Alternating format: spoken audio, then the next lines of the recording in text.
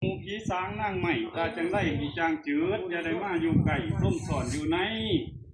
ถ้าหากว่านายขุนท่านเฮือนดังนี้ให้พบพามแล้วพบพามสิขึ้นมาอยู่มาขำมาคูนท่านได้ขึ้นอยู่แล้วเงินกีบก็สิให้ไหลมาเต็มผ้าผู้ใดเงินดอลลาร์ก็สิให้ไหลมาเต็มถาดผู้ใดเงินบาทก็สิให้ไหลมาเต็มไทยเต็มทงผู้ใดนายขุนเอ่ยท่านพบพามซะเป็นสังเฮือนดัง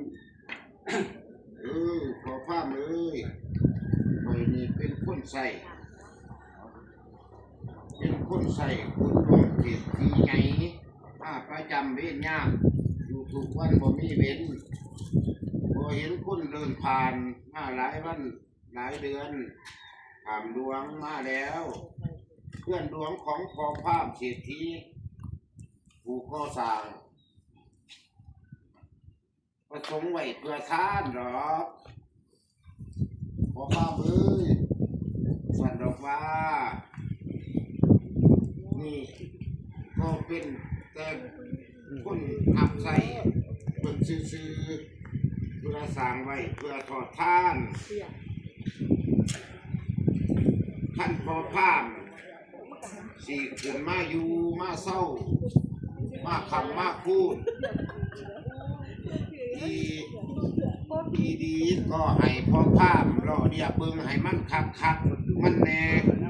ซึ่งมันเอากันพอภาพไปลงมึงก็เด้อให้ไปรอเดียเบิ่งคักมันพอภาพสิขึ้นมาอยู่ไม่ควรเข้าโดยตีหาของจังไรที่นี่เก็บบ่ให้มันมากไก่ให้มันนี้มาใส่ทั้งนี้ผีคนพานผู้เด้ออย่าสิมาเกี่ยวของนั่งบาดแห่งคนตายให้สุมีไปคงเจ็บของตัว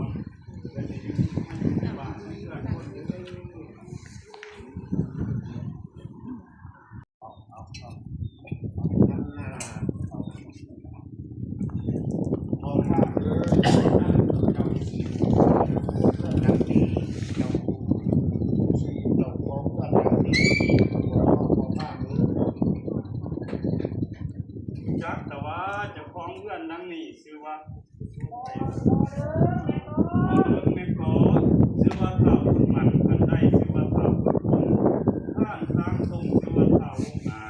แป้นกาที่มินดาชื่อว่าเต่าคุณเย็นฟ้าผนังเส้นแป้นเนี่ยชื่อว่าเต่าจัดชื่อลำที่ยกคือชื่อว่าเต่าทั้งแข็งและแน่งชื่อว่าเต่าหมดละไมพกไก่ชื่อว่าเต่าโคกบ้านร่มชื่อว่าเต่าคุณนาฝรั่งเศสบ้านร่มชื่อว่าเต่าคุณนาล้ำค่าชื่อว่าเต่าพกคองยกขึ้นแล้วนะลงตรงชื่อว่าเต่าคุณมันคนยืดนอนกลางคืนกับฟันดีนี่นอนกลางคืนกับพวกมีโลกโลกข้าวสัญญาณมั่งอย่าเบี้ยงนี่แหละเพื่อนมีพวกมันตกแต่งสวยเพื่อนเป็นอย่างแกงฟันไหเห็ดงูใช้ไหลขึ้นอยู่กับคำกับพูดมุ่นมังสร้างมาอังมั่วกล้วยอังเต็มถุงเราผู้รับประเทศกับพูดเต็มเบาเราเลี้ยงลูกเต้าไปยืนซุ่มกินเย็นพ่อกับโบเย็นเย็นกับโบมากไก่ที่จะไหลกับไหลจะดีกับดีนี่แหละสำหรับเพื่อนเสียทีเรื่องข้ามเก่ากับปุ่มเพื่อนอยู่ซุ่มกินเย็นเป็นผลสิ้นน้ำเจ้าวาสนาน้ำทรงน้อร้านน้อเจ้าทรงลงพ้นซุบลงสิไรหุ้มใจหน้าลุมเจ้าทรงหนองท่องท่องมันนำพาคุณไรจึงมาพอเพื่อนทำเพื่อนพูดแล้วดูนาเลยคำพูดคำคูณ